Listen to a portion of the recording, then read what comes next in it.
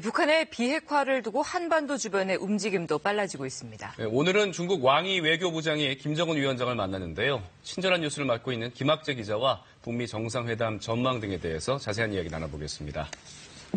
네, 김 기자, 먼저 청와대 외교안보 문정인 특보 발언을 했죠. 주한미군 철수 문제를 거론하면서 논란이 확산되고 있는데 어떻게 발단이 시작된 겁니까? 네, 그렇습니다. 이 논란의 발단은 이 문정인 청와대 통일외교안보특보가 이 미국 외교 전문지에 글을 기고하면서 시작이 됐는데요. 한반도 평화협정이 체결이 되면 주한미군 주둔을 정당화하기 어려울 것이다. 지금 보시는 것처럼 이런 기고문이 실렸습니다. 네. 이 주한미군이 사실상 철수해야 한다는 취지의 주장을 한 것이어서 어제 정치권의 공방이 아주 뜨거웠는데요. 이 논란이 확산이 되자 문재인 대통령이 직접 입장을 밝혔습니다. 주한미군은 이 한미동맹의 문제로 평화협정 체결과는 아무 상관이 없다. 이렇게 말을 했는데요. 이 판문점 선언에 따라 평화협정을 체결하더라도 한미동맹에 근거를 해서 주한미군은 여전히 주둔해야 한다는 점을 분명히 한 겁니다. 이 북미 정상회담을 앞두고 한미 공조가 아주 절실한 상황에서 이 불필요한 논란을 사전에 차단하기 위한 조치로 풀이가 되고 있습니다. 예. 그런데 트럼프 대통령도 예전에 주한미군 철수를 우리와의 협상 카드로 사용한 적이 있었고, 그렇죠. 예. 북한은 줄곧 철수를 요구하지 않았습니까? 그렇다면 북미 정상회담에서 이 문제가 논의될 가능성은 전혀 없는 건가요? 예, 일단은 이번 북미 정상회담에서 이 주한미군 철수 문제는 이 거론이 되지 않을 가능성이 매우 높습니다. 이 엊그제 외교부를 방문한 마크 램버트 이 미 국무부 부차관보 대행도 이 주한미군 철수와 관련해서 이 논의 계획이 없다 이것을 분명히 밝혔는데요.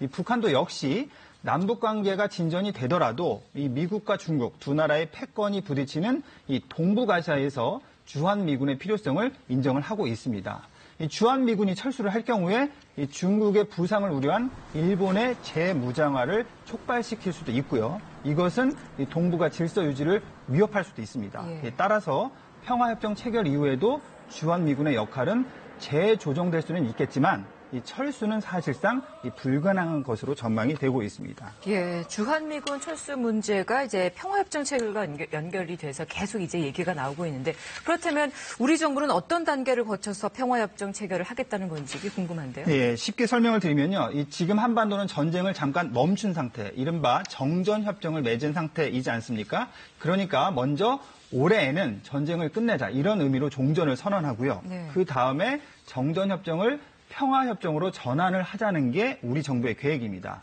이걸 남북 정상이 지난번 판문점에서 합의도 했고요. 네. 북미 정상회담이 판문점에서 열리면 일단 중국을 빼고 남북미 정상이 모여서 종전 선언을 할 수 있고요. 그 다음에 평화체제 전환을 위한 논의에도 중국도 참여를 하게 해서 이것을 진행을 시킬 것이다. 이렇게 통일부 당국자도 말을 했습니다. 중국도 역할이 클 수밖에 없는 건데 그래서 그런가요? 중국의 움직임이 빨라지고 있습니다. 오늘 중국 외교부장이 평양에서 김정은 위원장을 면담할 계획이라고요. 그렇죠. 예. 11년 만이죠. 북한을 방문하는 이 왕이 외교부장이 오늘 김정은 위원장을 면담을 할 것으로 보입니다. 어제 평양을 방문했는데요.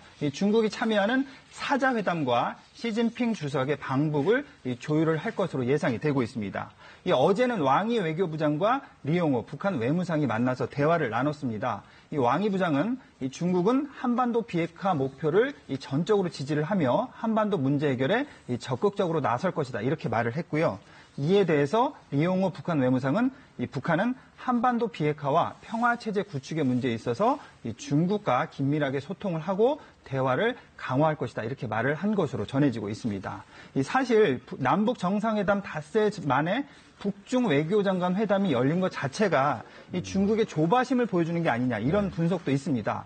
북미 정상회담을 앞두고 북한과 미국이 급속히 가까워지면서 중국이 남한 소외되지 않을까 이런 걱정을 하는 것으로 이렇게 보이고 있는데요. 네. 지난해만 해도 북중 관계가 살얼음을 걷듯이 아주 경색이 됐었는데요. 지금은 중국이 북한에 매달리면서 소통에 공을 들이는 모습으로 상황이 바뀌었습니다. 청와대가 오늘 문재인 대통령과 김정은 위원장이 이르면 이번 주 안에 한 라인으로 전화 통화를 할 수 있을 것이다 이렇게 밝혔는데요.